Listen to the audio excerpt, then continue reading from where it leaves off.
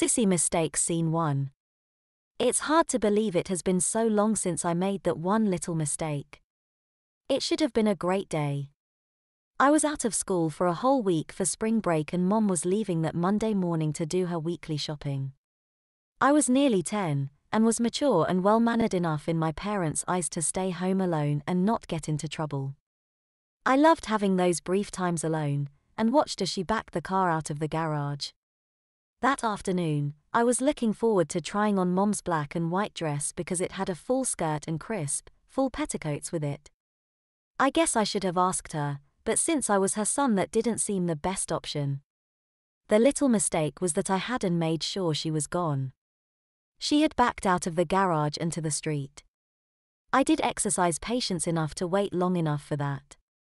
If I had waited a few more seconds though, I would have seen she only made it as far as the neighbor's house and stopped to chat. I learned later that before driving off she remembered something and came back to the house to get it. I was halfway down the stairs wearing that wonderful black and white dress when she walked in the front door. We just stared at each other, not knowing exactly what to do. I was frightened and suddenly so ashamed of myself. I remember looking at her with tears streaming down my cheeks and frozen in place. She slowly came up the stairs and sat on one of the steps next to me. All I remember after that was her hugging me as we both sat next to each other on the stairs. I'm sure that all happened in just a minute or two, but it seemed like forever. The next thing I remember was sitting on her bed while she began quietly asking if I was okay. She apologized for frightening me and explained how she came to be back so soon. All I could think was how I could possibly explain what I was doing. So suddenly, that great day turned horrible. Because of that little mistake she had found out about my secret, secret I had guarded so tightly. I was a horrible boy who wanted to dress in girls' clothes and a freak and crazy Anne, but she didn't seem angry. She calmly asked me all kinds of questions about how I felt while wearing her clothes and what I liked so much about it and so on. That evening I figured Dad would be told and then I would surely be in trouble. Instead, nothing. The next day after Dad left for work, Mom told me she was going shopping since she hadn't made it the day before. She asked if I wanted to go along. Guessed I would rather stay home. Mom, I won't, well you know. I promise. I'll just read or watch some television if that's okay with you. She smiled and said whatever I wanted to do was okay with her, just to be careful and stay out of trouble. After she left, I didn't run upstairs. I had told myself over and over what I had been doing was stupid and wrong. I had vowed to myself not to ever think about it again. I did try to watch a little television. Not much on in the mornings back in those days unless you like soap operas or some guy named Liberace. I didn't even want to look through the Sears and Penny's catalogues to gaze longingly at all the wonderful petticoats and dresses, a pastime I often undertook before my secret was discovered. How I used to look at those catalogue pages. All the clothes I dreamed of having in my own closet. If I was a girl, I would have dozens of petticoats, Anne, but I wasn't a girl, I was a stupid, gross, disgusting boy. But those catalogues, all the times I looked and dreamed, Anne, so much for never thinking about it again. So instead I looked through a couple of my electronics magazines that had articles on building a radio. After studying those a bit more, I worked on the radio I was building from parts collected from surplus stores and an electronic parts supplier in the city. I loved working on electronic things. To me they were the most magical things in the world to explore and try to learn about. When Mom returned, she called out before coming upstairs. That evening, I was still waiting for the bomb to explode. I knew she must have talked to Dad about what she found me doing the day before, but again, nothing. Mom and I had already talked a lot those 2 days. During one of those talks she told me she suspected I kind of liked girls' clothes even before she saw me doing it. I've seen that the catalogues all seem to open to the girls' clothing sections easily, like they've been opened there a lot. And with lots of little fingerprints all over the pages, well I think we know whose fingers made them. Honey, it's all right, really. It's not unusual to be curious about things like that. I told her I imagined doing things around the house, like she did, and doing things I knew were supposed to only be for girls, like sewing, and putting on fingernail polish, playing with her lipstick and perfume, and all sorts of things. I just told her I thought it would be wonderful being a girl. When I was done, she knew it all, every shameful bit of it. Why couldn't the ground just swallow me up? Why was I so horribly strange? Wouldn't they be better off without some freak like me around? Another restless night, waiting for whatever was going to happen to me. The next morning she sat down with me and explained she and Dad had discussed everything I talked to her about. "Honey, your father was a bit upset, but not for the reasons you might think. He and I both realized how difficult it must be for you to have kept it all to yourself. We're sorry you didn't feel you could talk to one of us, but we do understand." She paused and smiled a little. "Your father admitted he didn't know why you would be interested in the things you are, and he certainly didn't know what he would have done in your place, but he was proud of your courage to try and handle it all yourself. He's just worried about you, that's all, both of us are. Now, I haven't been blind. I know you haven't been sleeping well the last couple of nights, but we're going to figure it all out, okay? Honey, it's all out now, and see. The world didn't end now, did it? I've got to meet with someone this morning who may have some suggestions. Your dad and I thought we should ask someone who would know a lot more than we do. At least, maybe we'll get some idea where to go to help you." I felt so terrible, and for what must have been the millionth time, apologized for being so much trouble. Mom reassured me I was the least troublesome child they could ever have imagined and said everything would be okay. I was somewhat relieved by her comment, but still, I couldn't help but imagine my life was over. Not only did Mom know, but Dad too, and now some stranger. I was sure it would soon be plastered all over the newspaper and on television, "Local boy wears girls' clothes." The morning dragged on, it seemed. I tried working on my radio, tried reading my magazines, and finally gave up and stared at the television, not even knowing what was on the screen.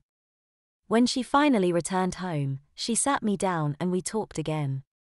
She told me she talked a long time with a doctor and just couldn't wait for me to talk to her too.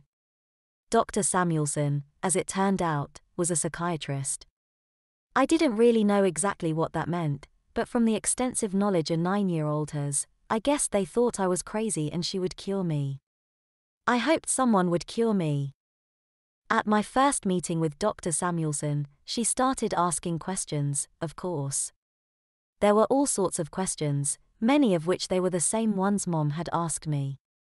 Did I just like wearing girls' clothes? How did I feel while dressed? Did I know why I liked it? What was it I did like? But several seemed unrelated. Would I rather mow the yard, or plant a rose bush? If I had to clean a bedroom from top to bottom, or clean out the garage, which would I do? If I could choose between talking with a group of friends or going shopping for a bike, which would I do? Did I prefer talking to girls, or boys? I mean, some of them I sort of figured out why she asked, but mow the yard or plant a rose bush? She did ask one question that was right to the point. Did I think I would rather be a girl instead of a boy? Now of course I had thought about that very thing for most of my life. Well, at least as long as I knew there really was a difference, other than clothes. I remember telling her I didn't know. I only knew what it was like being a boy. I couldn't tell if I would like being a girl. I imagined it would be nice. She jotted something down, stared out the window for a time and was silent. At last, she smiled and slowly asked me what if somehow I became a girl and found it wasn't at all what I imagined.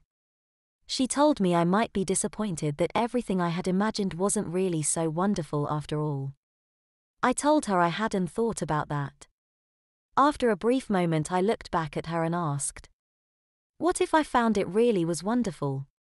She stood up, patted me on my shoulder and asked me to wait outside while she had a quick chat with Mother. That quick chat wound up being nearly an hour, I think, and I was getting more than a little nervous. I met with her for 3 more sessions during that same traumatic week. On one day I met with her twice. I did start to feel a little more comfortable talking as she delved into my secret world, but I remained cautious and embarrassed by the whole notion. I mean, on the one hand I was telling her my deepest secret thoughts, thinking somehow she could help me become normal. But at the same time I was afraid once I told her, the whole world would suddenly know and I would have nowhere to hide. In one of the last sessions during that period, Mom was asked to join us. The doctor didn't ask a lot of questions. Instead, she talked about what might be troubling me. It seems to me, David, you have a simple psychological gender disorder. So did that mean I was crazy? She just laughed and sat back in her chair. Oh goodness no, she said. It just means your brain isn't sure you like being a boy and maybe you would be better off being a girl. A lot of the discussion after that seemed more directed to Mom. She seemed to be using more complex terms she assumed I wouldn't grasp, and she was looking at Mom during the conversation. I remember the doctor saying the whole field of study was quite new and there wasn't a lot of case history on which to base treatments. She used terms like gender dysphoria, transvestism, and transsexual behaviors. These are all pretty new terms, by the way. Psychology is only just beginning to take an active role in studying such patients. When she described each, I just knew it applied to me. I suddenly became frightened a little that indeed there was something very wrong with me with all those things being described, and I suddenly burst out, "Isn't there something you can do to cure me of all those?" She stopped and looked me straight in the eye. "Oh David. You don't have some disease. You have nothing to be cured. I'm afraid you've misunderstood. As psychologists, we are only beginning to understand, there's nothing to cure here. It's simply the way your brain is, well, wired up. A lot of people believe otherwise, of course. They think if we keep shocking you or giving you lots of analysis and such, you would suddenly become what they believe you should be." She resumed, focusing her discussion toward my mother. "This is a new field of study and most people don't always agree how best to find solutions for something of this nature. We don't have a lot of experience, to tell the truth, and what I'm going to suggest we do next is aimed at figuring out exactly who David should be. He might just be overly curious about things, or perhaps it's much more important than that." She then sat back in the chair, looked briefly at her watch, and suggested we would finish up the next day. She asked me to wait outside for a few minutes while she talked over one last thing with my mom. "And David, I promise this time, it will be just a few minutes, okay? Not like the last time," and she laughed. Sure enough, a few minutes later I heard the door start to open and Mom giggling lightly as I heard her telling the doctor she was going to be happy to help in the process and would have a lot fun.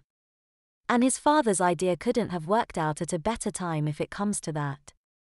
Thank you so much. We'll see you tomorrow morning then.